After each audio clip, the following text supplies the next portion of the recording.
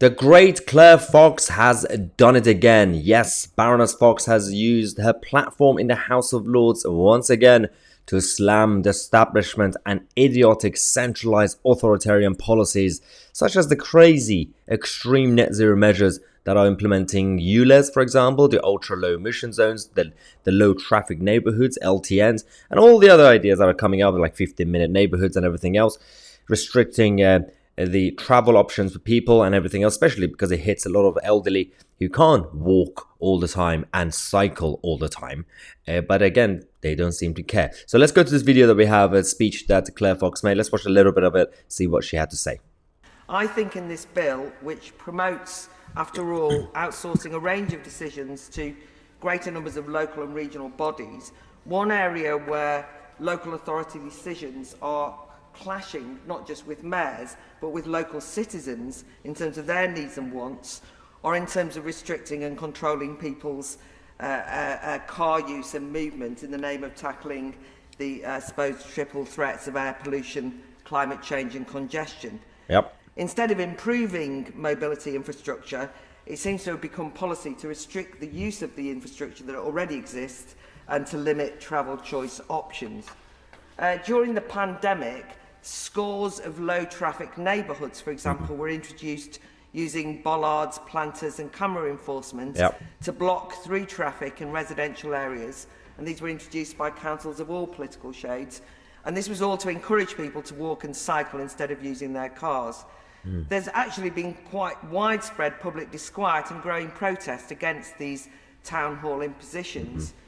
To use an example of the effects that they can have, 53-year-old Christina Cummins, who has multiple sclerosis, explains that while a blue badge might make her exempt from the proposed LTN in her neighbourhood, Barnsbury, she says, because I'm disabled, I'm not only reliant on taxi journeys to and from the hospital, but also reliant on friends coming to visit me and on food deliveries to the house. An LTN will stop these. And meanwhile, Nicholas Mason explains the journey to pick up his granddaughter in Tottenham has tripled. And we can talk about levelling up, but I do think that we have to consider when decisions such as these are having such a negative impact on ordinary people's lives. And I think it's those sort of stories that give us the context for an increasingly hostile public reaction to clean air zones wherever they're being implemented, not because people don't want clean air at all, but because of the problems democratically. This amendment, 176, addresses the important democratic deficit in terms of the clash between the London Mayor authorities and local authorities who might well be opposed to the expansion of, for example, the London ULEZ, and that's been explained very well by previous speakers. To note, however, that this is not a technical matter of a clash between local councils and Sadiq Khan, and it's also certainly not just party political. I think that's an important thing to stress. These clean air zones are happening all over the country, and they're controversial with the public all over the country. And as with all broader traffic schemes, I'm afraid that public consultations are often ignored. And that's really gnawing away at a faith in local democracy and evolved bodies, which I think we should take account of. That's absolutely spot on. So the issues that we're currently facing, one is it's absolutely reasonable to question the implementation of these policies when it comes to the lack of democratic accountability. So when consultations are being ignored, when there's no real public vote on it or anything like this, that's one issue. Second part of it is just logic. There is absolutely no logic when it comes to the end goal, the outcome, because they claim that they want to help with air quality and also at the same time help with traffic, which is quite funny because it actually creates more traffic. For example, you've got the low traffic neighborhoods. So these are the LTNs where they block certain roads, so you can't use those roads to drive through. And it's not just private cars. You got a lot of the people who have to use those roads. Then you've got the ultra low emission zones or the clean air zones. That is essentially if you drive through, you will pay a fine every time.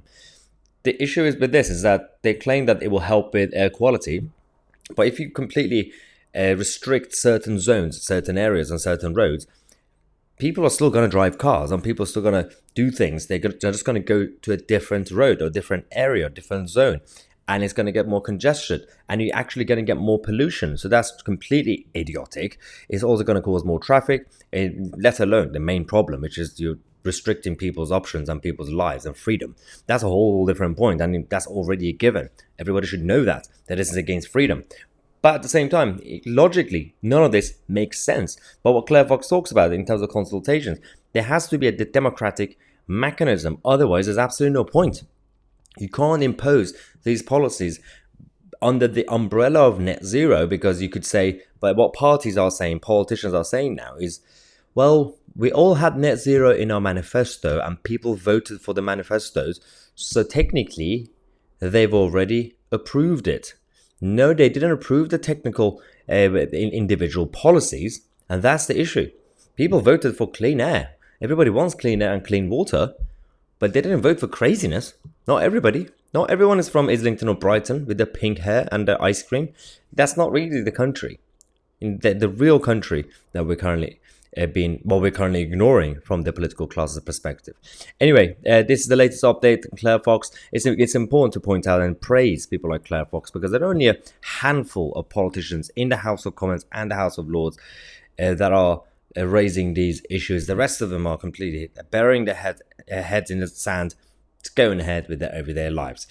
Let me know what you think of this video. I'm Mahyar, Tousi, and we are the media.